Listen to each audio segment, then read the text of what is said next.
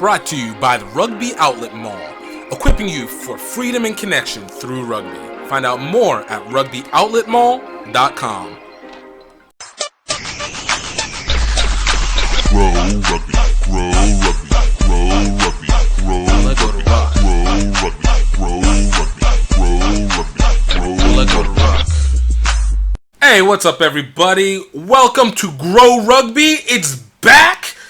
Most probably don't even know what Grow Rugby was. I actually started it whenever I first was doing GiftTime Rugby 7 years ago, and I kind of put it into a halt because, honestly, it was just getting really hard to find interviews. But rugby is in a much different place now, and obviously we have different opportunities, and we got time. And I really was actually going to end up doing this whole podcast thing for leading in with the HBCU Rugby Classic, but the coronavirus decided to put a damper on these things and prevent me from being able to really kick off the way that I wanted to. So, I still wanted to put out these interviews because they're really great interviews, great talking to some great people. And that's basically what this whole podcast is going to end up being about. It's just me talking to people, and you probably heard a million of these. So if you're not really a big interest in interviews, then hey, look, go on, head on to the next one. But if you want something that's dynamic and that's going to be funny and that's going to be fun and, all those good cliche terms that everybody likes to use, then I think you're going to really enjoy this. And we want to really make sure that we're pulling information, not just information about the people and just about rugby, but how to be able to utilize rugby into a better space and kind of the opportunities that you're able to get from being a part of this rugby community life. And that's what it's always going to be about. So, again, thank you for being part of Grow Rugby. Grow, G-R-E-A-U-X Rugby, Louisiana style, caca. But the first guest that we're going to end up having on here, you guys don't even realize is a big one for me because they're friends of mine. They were coming down. They've been wanting to help me with the HBCU Rugby Classic. And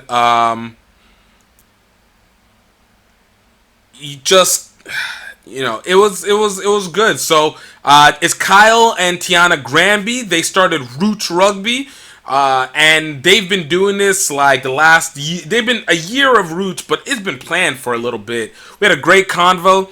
Mind some of the switches. We had some technical difficulties at the beginning of it, but it ended up working out, and for the most part, you don't even notice a thing. So I hope you guys enjoy it.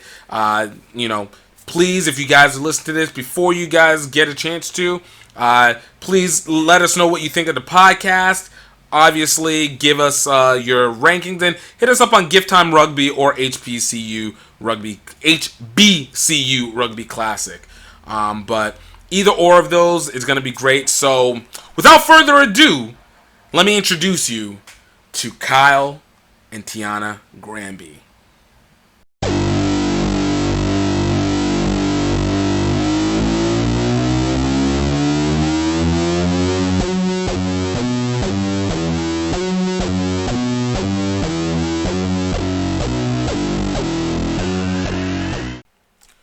All right, everybody, welcome to the podcast. I'm glad to have you. I got a special guest for you guys this week. Founders of R.O.O.T.S Rugby.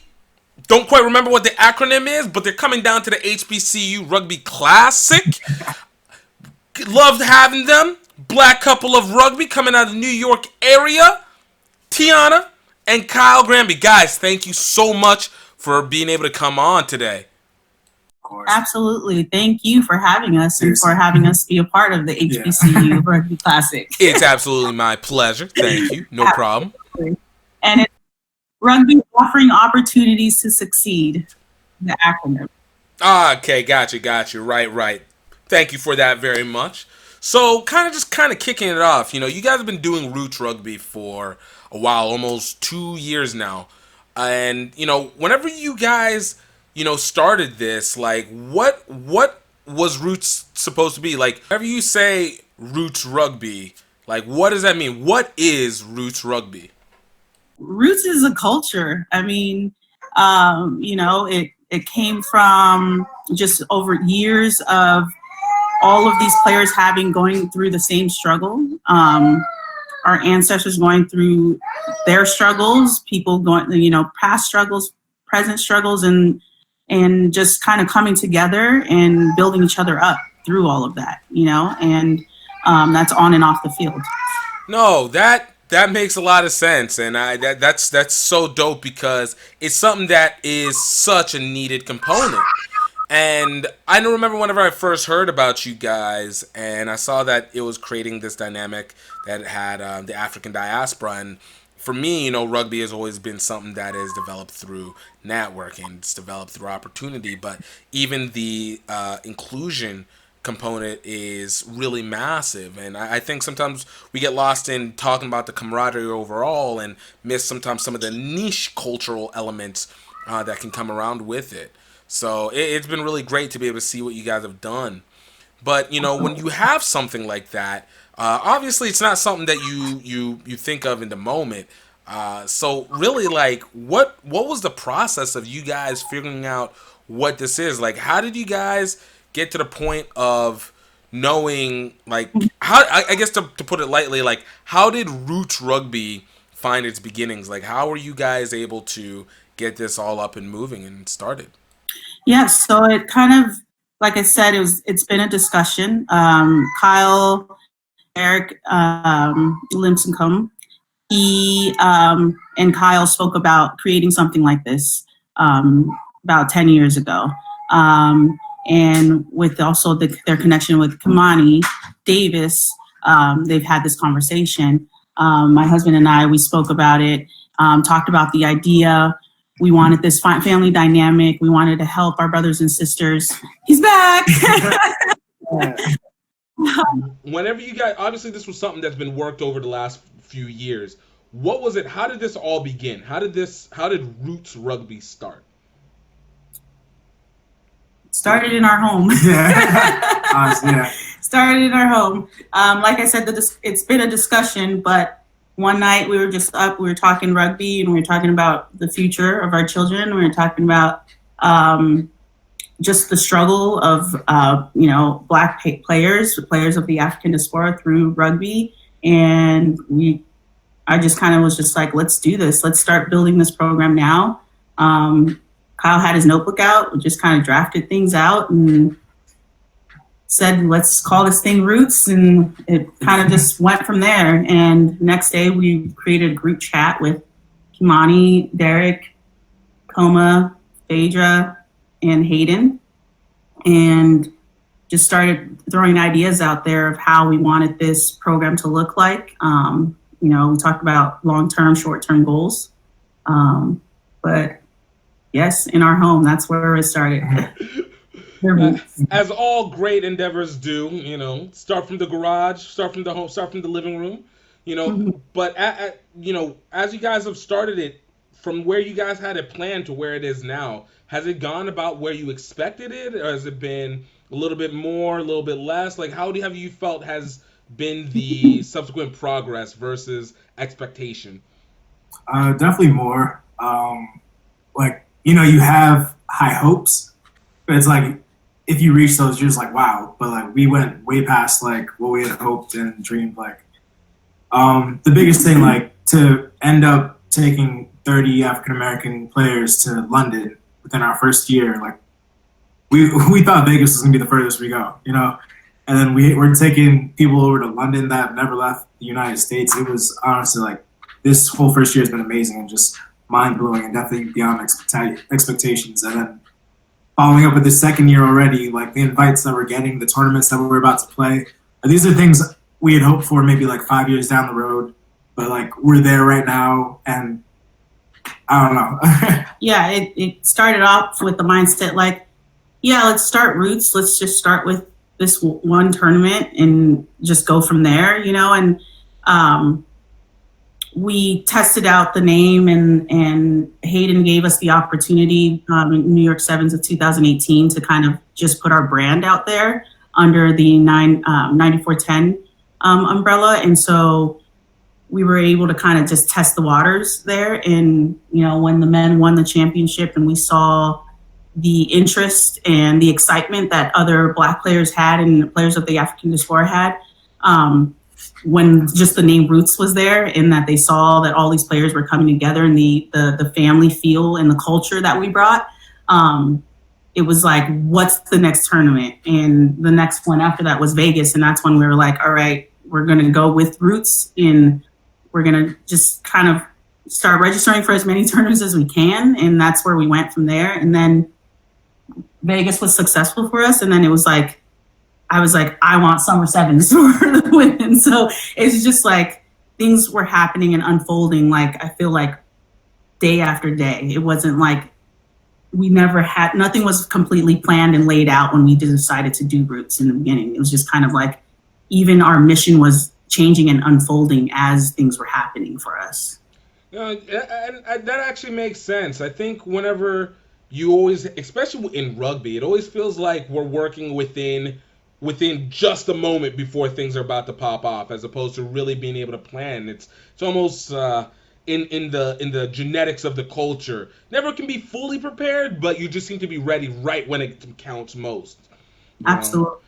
Absolutely. So, obviously internally, and we'll go into that a little bit more, you guys had a great relationship, and obviously was able to develop from there.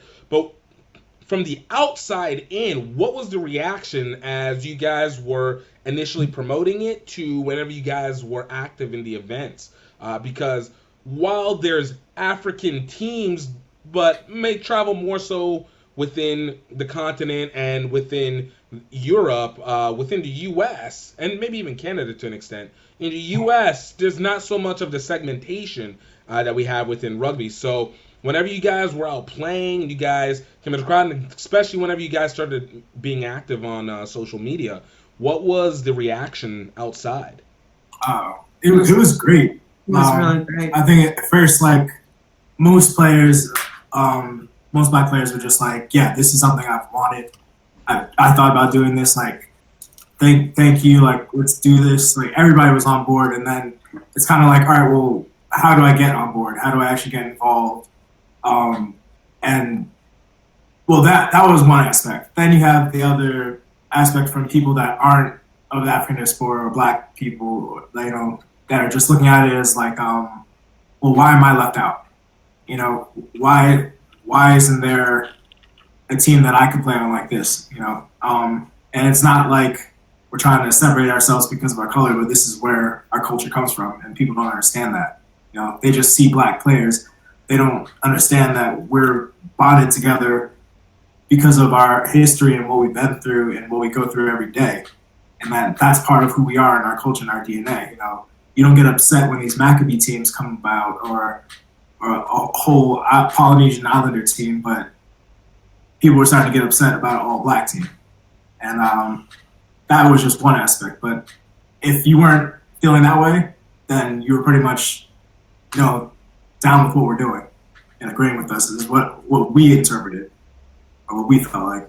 Yeah, and I think for me, the biggest standout was when we did go to Vegas, and the first day of the tournament, we set up camp, like kind of towards the exit, and the reaction of all of the players of African diaspora that were on other teams or there just to watch, were kind of swarming towards us and wanted to be a part of us, and we're trying to figure out who we were and what we were doing there. Wanted to wear our tank tops right away. I mean, this was like one of our first tank tops, and we like sold out there in Vegas because fans and people were like, we tell them our story and tell them what we're about, and they immediately were like, well, the next tournament, like, we want to be a part of this, or like he said, supporters, people who are not of the African diaspora, either were hit or miss. It was either they were supporting us or they felt, a certain way about us being a program.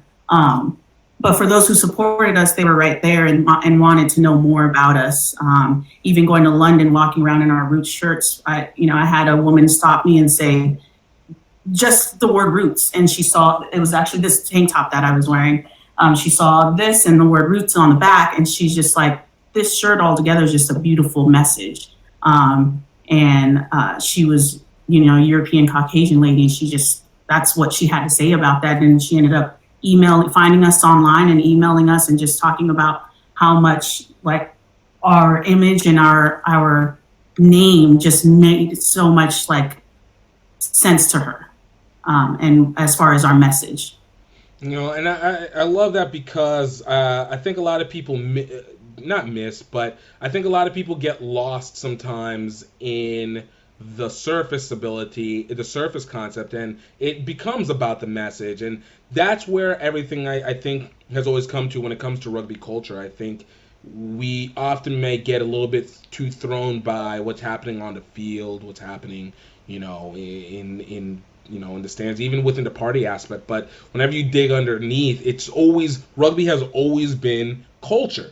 It's always been culture, whether we're talking South Pacific, whether we're talking Euro, whether we're talking African, and even now when we're talking Asian. So to be able to have something that continues to promote that element, I think adds a different dynamic, and an important one that facilitates that, especially the American component of it. Now, you guys kind of spoke on this one, and it is the question, obviously, you guys got a lot of, which was, how do people become a part of this Roots Rugby movement, if you'd like to call it that? What was it that you guys kind of checklisted that you wanted to make sure that would maintain the stronghold of the Roots mission and the Roots message, while also allowing freedom of talent and expression on people? Like, what was it that you guys look for in a Roots Rugby player? So this is something that is kind of been developing for us as well, what we actually want, like through our experience through this last year. Now we're sitting down and talking about what we want that to be. We can speak about first we were just looking for positive-minded people, obviously talented. We were hoping to do our best, but people that would gel and come together and not be problematic. Just about good vibes and understanding what we're about. To start going to Vegas, when we first went to Vegas, probably about 16 of our 24 players didn't really actually know us. And for those people to take a leap of faith, to just jump into a brand new program that literally hadn't done any tournaments together, pay a tour fee, pay for their own flights, and just entrust that we're actually going to do the right thing. Like, that right there was the start of where we needed to be. People that trusted us and that believed in what we were doing. And we had an amazing first tour, and from there it's just been them spreading their word of mouth, about what we did and what we went through, and then the right people are coming about from that. Their friends are hearing about it. I want to be a part of Roots too. I want to be a part of Roots too. The right people are coming about. They hear about their experience, and then they, drive the right people to us. I feel that's what's been happening. Of course, we started with the basic, send us your highlight reel and send us a coach's referral and, talk about yourself more. But the more we were developing relationships and such through these tours, it was kind of like, hey, you support us and you believe in our mission and you believe in what we're trying to do here. Come on board. And even with summer sevens, for me, it was like we were getting players of the non-African diaspora who were kind of hesitant but wanted to be a part of it. And it was no, this is about the culture, like you speak about as well. And I feel like Roots in itself, we're starting to develop more than just an African diaspora culture or a Black culture. We're developing our own culture, our own Roots culture. And if that's what people want to be a part of and support, then, that's what we're looking for. I think that's real. And it goes back to, obviously, what I said, culture being the underlying concept for what rugby does, and I think what makes it different. So to not only it's not even stepping aside, it's moving, evolving it from it just being a niche concept to being a customized and unique concept that goes, something that actually has an everlasting effect when it comes to growth, and obviously how people will fit into it, because it's very difficult to create consistency unless people know what it is that they're expecting. So to be able to know that you guys have been able to see that and look forward to that is great. So it kind of brings us a little bit with the HBCU Rugby Classic, which was one of the reasons why I wanted to bring you guys on. And, we talked about this last year. Actually, I talked about this with Kyle and you 2018, even for our first one, but really a lot more going to that 2019 year was about the concept of culture. Culture was always everything, and culture and networking and that development. So, you guys are coming into this.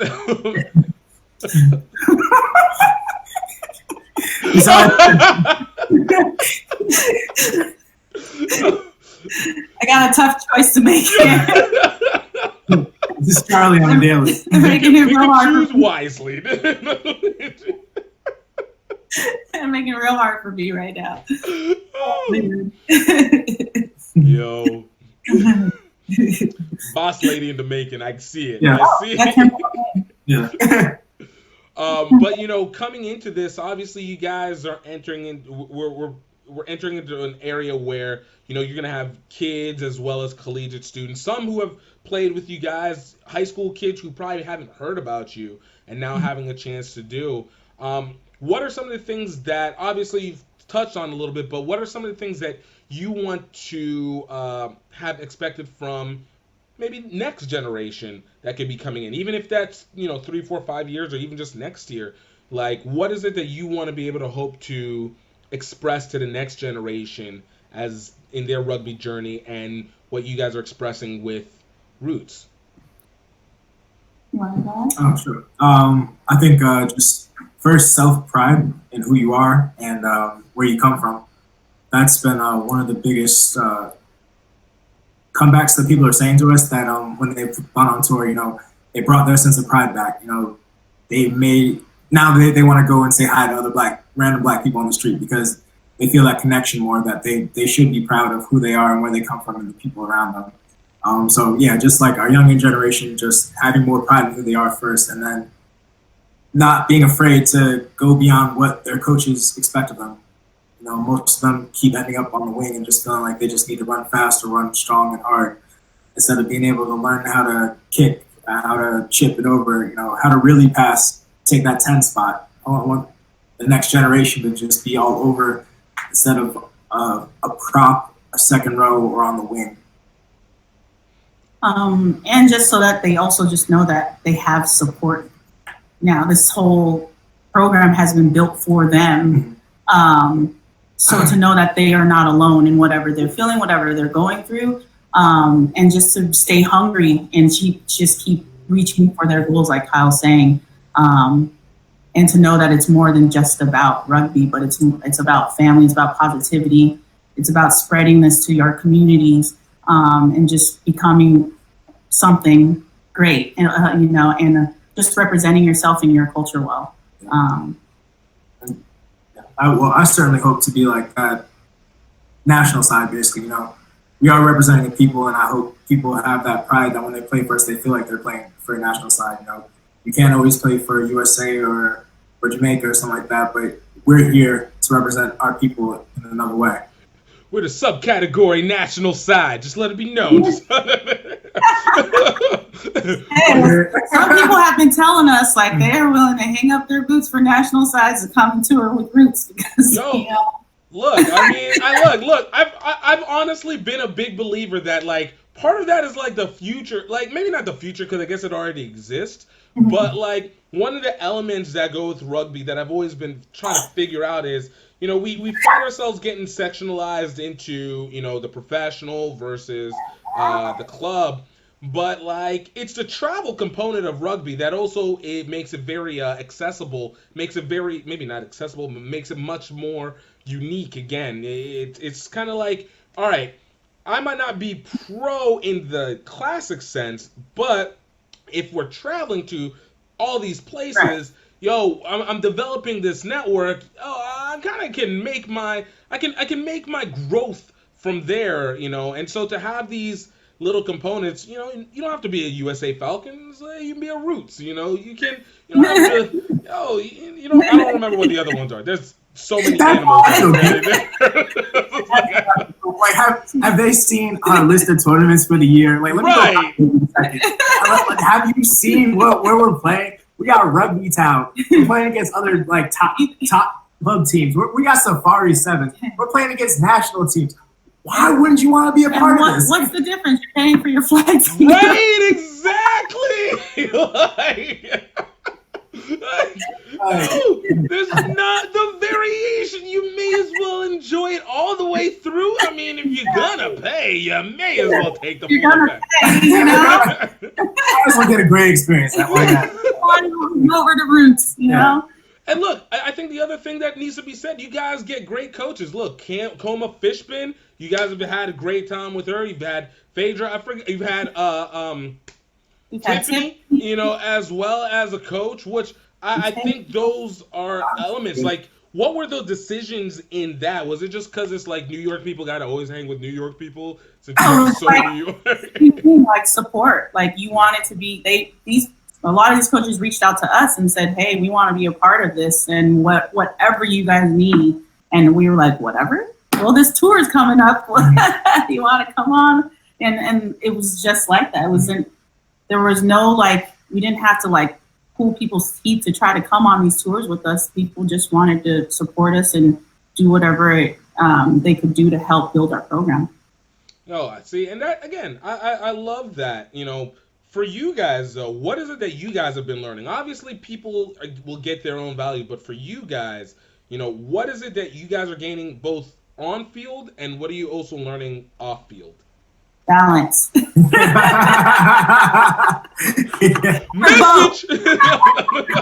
We're both. That's the first lesson. Like, honestly, yeah. How to balance? What to balance? Yeah. If you can balance. Yeah, it's absolutely just learning when to do things, when not to do things. I mean, you know, even down to like setting up an interview like this is kind of like, sorry, Gift, we got to put a child. Now she's just going to be a part of the interview. It's like, recognize our flexibilities, all right? Recognize the flexibilities. Like, how real do you want this interview to be? All right, bring the kid in. Bring the other one in. Look, we'll just take it upstairs. A lot of times where, you know, Kyle's like holding our newborn. I have her trying to put her to sleep, and we're like sending emails or designing jerseys, and like it's just an ongoing process. So balance. Definitely balance is like the biggest thing that we definitely have learned, you know. For all intents and purposes, it almost sounds like you guys created a new business the way that it goes about, because you're sharing these elements almost exclusively to that. It's, you know, making sure you organize, making sure you keep these things together. You know, with even, let's take it even from that look, you know, does it feel like it's something that, you know, could grow into that element, or is it something that you guys want to kind of keep within the nature of its own, let's call it rugby innocence? So we're unsure, honestly. It's something that we're just going with the flow. You know, moment by moment. It goes where it goes. We're not setting up too high of expectations. We know what our purpose is, and we're going to just go and run with it and see where it takes us. It's not that we're going to say, like, deny those possibilities, but, you know, this is where we are right now. We're more so just about continuing on our mission just to expose the best African diaspora players, like, all over, and just show what these coaches are missing and represent for our people, give people pride, and just, like, if it turns into whatever it turns into, I don't know where that even goes. Like, I don't know. I want to just make sure we can get people on fields, you know, give them other places to play, a place to stay.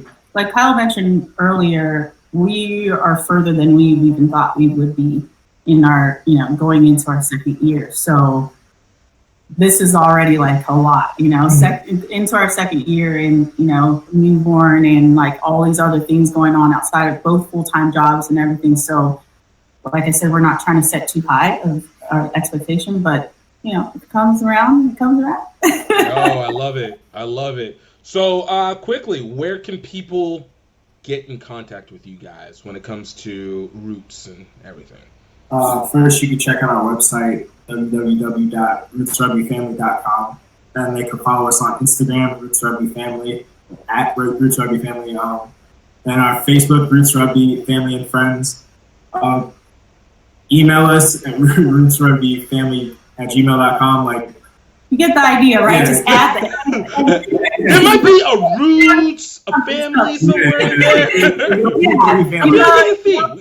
I think there might be a theme. In your search engine to start with roots, you'll be fine. We'll get Twitter soon enough. Like, we're personable people. You know, if you message us, we'll get to it when we guess. You guys might have a personality, I guess.